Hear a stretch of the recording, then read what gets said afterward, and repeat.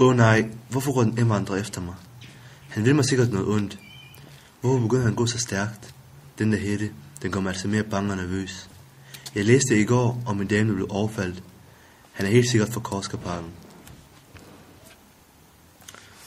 Hvorfor kigger damen så meget tilbage? Er hun bange?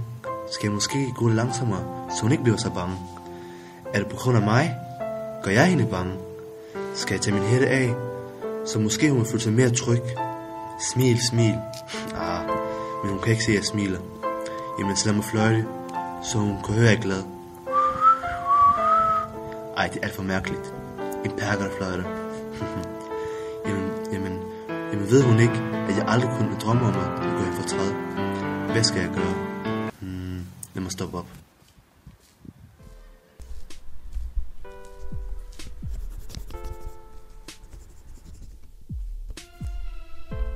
Jeg har altid været en glad og sød dreng, men jeg har nok ikke været den, som lavede særlig meget i skolen.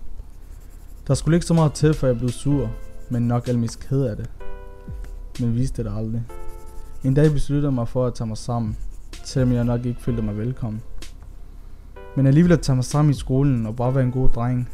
Sød mod lærerne, god mod eleverne, selv sød mod den sure rengøringsdame. En dag kom der en ny elev i klassen, som hed Jonas. Jeg spurgte ham, hvorfor han skulle gå i vores klasse, og han svarede med bøjet hoved. Mobning.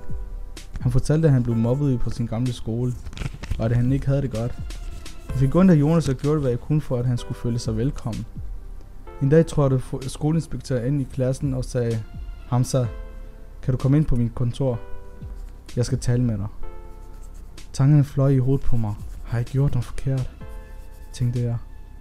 Hamza, Jonas' mor har haft ringet og er glad for den venlighed, du har vist Jonas. Man kan se, at Jonas er blevet en gladere dreng og elsker nu at komme i skole. Det var sødt gjort, Hamza. Det skal du blive ved med. Jeg er i hvert fald stolt af at have en elev som dig på skolen. Jeg følte mig stolt, indtil jeg kom ind i klassen igen.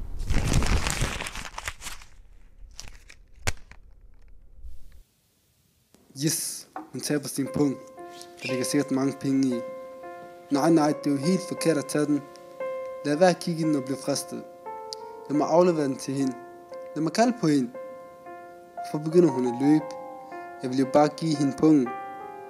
Det giver jo ingen mening. Hun kender mig jo ikke. Skal jeg stoppe? Eller fortsætte?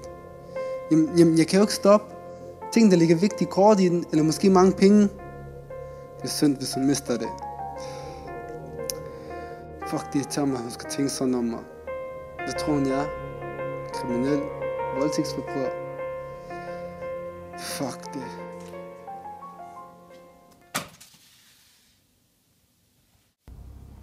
Du har hørt om mig, men ved du, hvem jeg er?